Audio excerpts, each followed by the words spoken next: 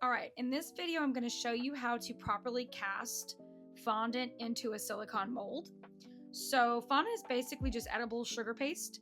And I've already have this right here is colored pink. I'm about to use this for the bows for the little ghost cake pop class.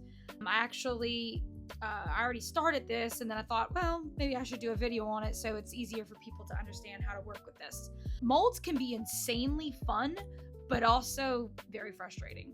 So I hope this helps clear up some common issues that people will run into when they're trying to work with these guys. I will admit though, out of a lot of the molds that I've used, I will say this bow one is probably one of the easiest. So I'll pull another one out that may be a little bit more complicated so you can see, a more difficult one. So what I'm going to do here is I've actually already started. So I dusted the inside of the cavity with cornstarch, and actually I think I picked the wrong one. I'm either gonna try this one or this one. I'm not sure which size. I'm gonna make both, and then I'm gonna put it up against my little ghost and see which one looks better. So I'll go ahead and cast both. So I've got a fluffy brush, generous amount of cornstarch. All right, please cornstarch. Don't use powdered sugar or flour, anything like that. Cornstarch naturally sucks up moisture, which is what helps the fondant release, because there is moisture in the fondant, or at least there should have some. You're going to pinch off a piece that looks about the size of what you're trying to cast. You can go ahead and squish it between your fingers just to kind of warm it up and make it a little bit more pliable. We just refer to this as conditioning. Side note, remember how I said it should be dry? If you put too much cornstarch into your fondant, which you can put cornstarch into your fondant to help with the tackiness, but one of the biggest issues I find, especially with my students, is they put too much.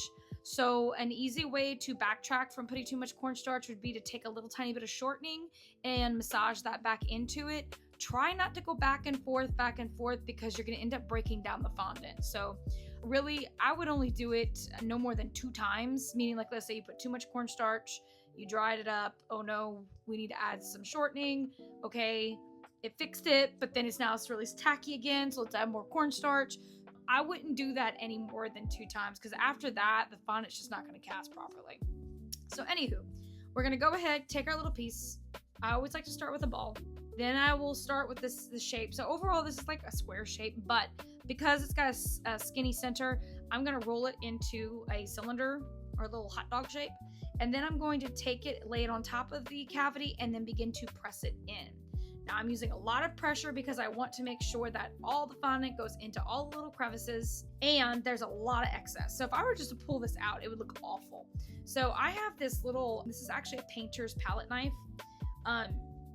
And I love these things. Obviously they're made for painting, but they're fantastic at cleaning away excess fondant, like I'm about to show you. So you can take the blade and start in the middle of your piece. No matter what shape it is, it's always recommended to do this technique starting in the center. You're also gonna angle it in. So right now it's straight up and down. I'm gonna turn the blade outward just a little bit, and then I'm gonna begin to saw from the center out. So I'm going center to the left. Ooh, let's push that back in. And then I'm gonna do center to the right. Now, I don't expect everyone to have one of these. So if you don't have one of these, the second bow I'm gonna cast, I'm gonna show you just how to use your fingers. So now I'm gonna go ahead and press any of the excess back in, okay? You do not need to let this hang out in the mold. You can immediately pop it out. I'm gonna show you real quick. All right, there she is. There's our cute little bow. So I'm gonna go ahead and put her off to the side, and I'm gonna shape her how I want her to dry. So I want the bow to be kind of open up because it's gonna sit on top of a cute little ghost head. So I'm moving the little ends out, and then that is how I want it to dry.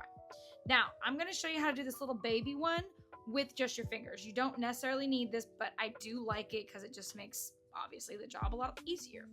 When you're doing it without the little palette knife, the easiest way I find is to start with a small amount of fondant, which this is probably a little too much, believe it or not. Start with smaller and then fill in the hole as needed. Now, actually, this might have, oh, look at that. Mind you, I've done this a billion times, so me gauging how much I need is not so difficult anymore. But, okay, so look, I overfilled it just a little bit, so I'll show you how to clean it up. So you can take your finger and press down real hard, and then scrape away the excess, and do it again. scrape away the excess. Now, whatever's hanging out around the perimeter, you're gonna push that back into the mold. Also, if you find that the fondant is sticking to your fingers, I have a little bit of cornstarch sprinkled on the table. Dip your fingers in the cornstarch. That's gonna help keep the fondant from coming out or lifting up because it's attached to your fingertips when you're doing this. So cornstarch is a really, in my opinion, vital ingredient, medium to help around with various tasks, especially obviously with fondant. All right, so I did it with just my fingers. I didn't use this at all. Then I'll go ahead, peel it away, and ta-da, there's our second bow. And I'm gonna do the same thing, position her how I want her. Because remember, I'm using it for the same project, so I wanna see. Now what I'm gonna do is I'm gonna get another mold and I'm gonna show you. Okay, I found a way more difficult bow mold. Now, why is this more difficult? Because you see how the edges of this mold are kind of curved? It's not straight up and down, so it's not really grabbing onto the fondant. This absolutely is, so this is gonna kind of be a pain to cast, but there's a super easy trick, and I think you're really gonna appreciate this. So, we'll go ahead and take a piece of my fondant, and go ahead and condition it again. It's starting to dry out. I would recommend too, if you're working with a lot of fondant, only portion out the small amount that you need to work with, and then cover this up, whether you have glass flipped on top of the piece to keep the air keep air off of it, or a Ziploc bag or something, but just keep the majority of your fondant sealed up so it doesn't dry out. Now, you're still gonna want to dust no matter which technique I show you. So obviously I just dusted, casted, popped it out, good to go, right? I can get away with doing that for this mold. This one, probably not gonna have the best luck like I did with this one, okay? So what I'm gonna do, I'm gonna show you the little tiny narrow ones. These are the worst, absolute worst. And actually, while I'm at it, I'll do a big one too. But this one's gonna be a pain, I can tell you that right now. So, tap the excess out. So I'm gonna go ahead and, well, let's do the baby one first. And I'm gonna start pushing the fondant in, and she's sticking, so that's not good. And I want to make sure that it's in little crevices. If you need to, you can pick the mold up, bend it open, and then begin to push it in. When you're casting your mold and when you pull out your mold, if it doesn't seem like it caught the whole design or the entire impression, it's probably because you didn't have enough fondant in there and you didn't push firm enough. So now it's really in there. Okay, now I'm gonna use this guy, just like I showed you earlier. Oop, there she goes. There we are. Push her back in, flatten her out. Right here, this is already giving me anxiety. These little tiny ends right here. I've used this bow mold this might be the second time. And the real reason is I just favor this one. I think it's so cute. But I don't know. I got this one on a whim. You know, you just buy stuff because you're like, ooh, this looks cool. Let me try it. It was one of those things. So, push this in. Push firm. And saw away. Go. Now the trick to getting this out, you'll never believe. The freezer. So I'm going to pop this in the freezer for about maybe 2 minutes tops. And I'll show you what happens when I pull it back out. All right, the mold's been hanging out in the freezer for a couple of minutes. Now, how long you leave it in there is just dependent on how big the mold is. So these are small bows. I didn't have to leave it in there as long. Now, the first one I'm going to worry about is going to be this really delicate, narrow thing. So I'm going to start to pull away. FYI, there's a good chance I could still easily break this, by the way, because it's so narrow. Some molds are just really hard to work with in general. But I am going to start to pull away, kind of release it, and then carefully, I'm going to start to pull my fingers out. Oop, and I think I just broke it. Yep. Now, the thing is, when you have these molds and they break on you, some molds just suck, okay? I hate to say it, but it is what it is. This one may be one of them. And no matter what you do, they won't cast. But look, great news is I got both pieces out, right? Now I can literally, because it's going to condensate. So anytime you put fondant in the freezer, it will get hard pretty quickly, but you have to work fast. If you don't pull the mold out really fast, it's like right now it's getting stuck. You'll find it's going to get stuck in the mold. Both of these, despite that, came out pretty good. This one obviously broke in half. Easy fix. This is on like a plastic cutting board. I wouldn't recommend doing it on this. This is just kind of like for a white backdrop for the filming. But I would say set your pieces up on parchment.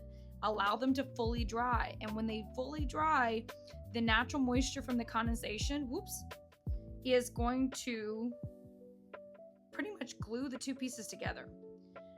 But you have to have patience. If you're moving it around constantly or shifting it back and forth, or just if you're not letting it hang out and dry, it's never gonna adhere back to itself. It's never gonna glue back together. So leave it alone, let it dry, and it should be fine. Worst case scenario, still doesn't want to stick together. You can take a little bit of water and a teeny weeny paintbrush and just kind of use water like you would a little bit of glue, kind of wet the broken ends, push them back together, and I mean an itty bitty amount. Push them back together and try again. Let them dry, and that should help. Worst case scenario, it just didn't work out the first go around. Go ahead, try again.